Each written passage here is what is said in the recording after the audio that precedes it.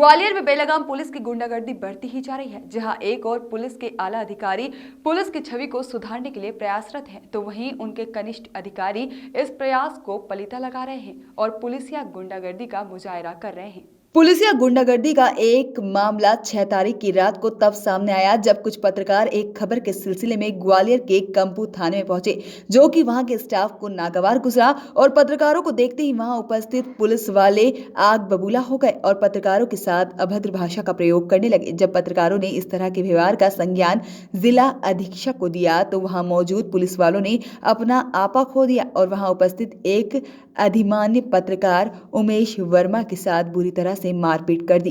पत्रकार उमेश वर्मा बुरी तरह से जख्मी हैं और अस्पताल में भर्ती है। जब पुलिस की गुंडाई पत्रकारों के साथ इस तरह की है तो आम जनता का तो भगवान ही मालिक है।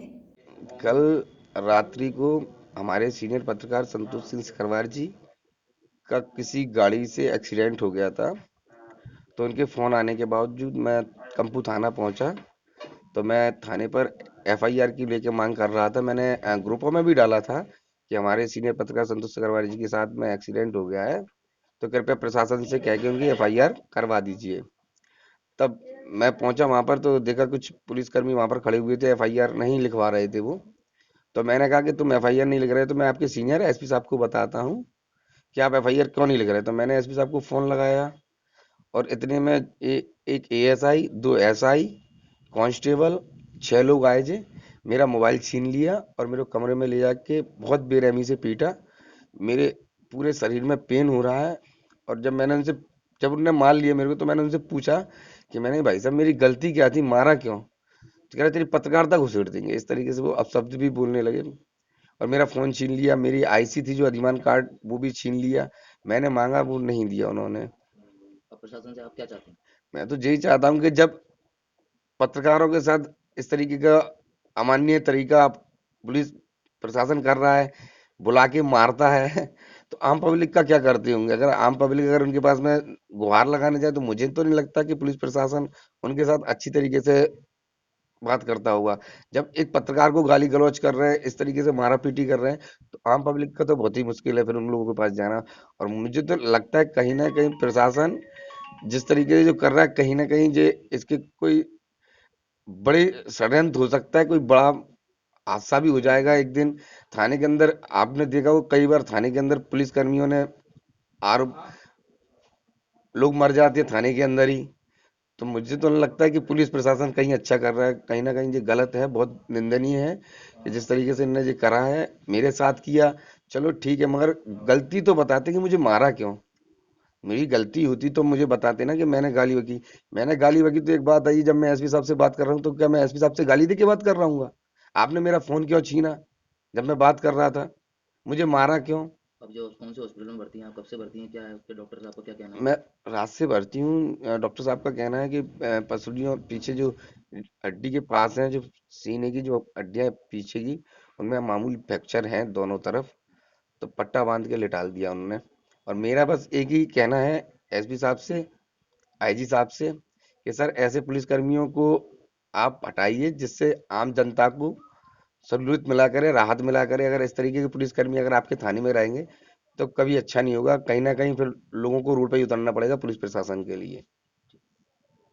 वर्मा को कंपू थाना पुलिस के द्वारा मारपीट की गई है और काफ़ी चोट भी आई है, तो इसमें क्या कार्रवाई की जा रही है? इसमें अभी एक शिकायत प्राप्त हुई है जिसमें ये बता रहे हैं कि उमेश वर्मा रात में कंपू थाने गए थे और कंपू थाने में उस वक्त जो ड्यूटी पे सब इंस्पेक्टर थे उनके द्वारा इनसे मारपीट की गई।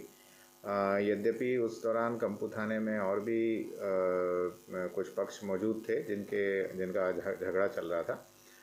वो एक मैटर था, परंतु उमेश वर्मा जो हैं चूँकि एक पत्रकार हैं और जो प्राथमिक तौर पे वो जानकारी उन्होंने दी है कि सब इंस्पेक्टर और उसके साथ के कुछ लोगों ने उनके साथ मारपीट की है, जो किसी भी स्थिति में टॉलरेबल नहीं है।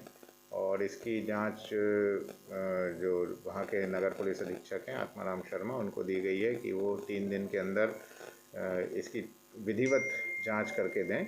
और तब तक के लिए जो राम किशोर जोशी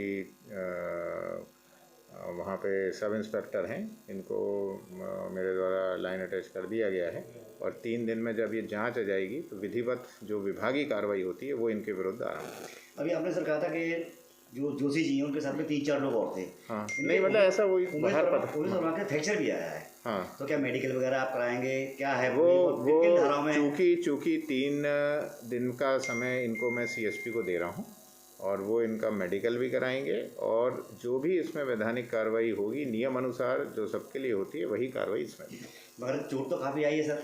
मैंने बताया कि उनको जांच के उपरांत जो भी, और चूँकि समय भी ज़्यादा नहीं, 3 दिन के अंदर वो मुझे रिपोर्ट दे देंगे और जो कार्रवाई नियमों से होती है वो पूरी कार्रवाई इसमें होगी। सर इसमें एक तो क्या हर्जा नेक के तहत भी कार्रवाई होगी इसमें?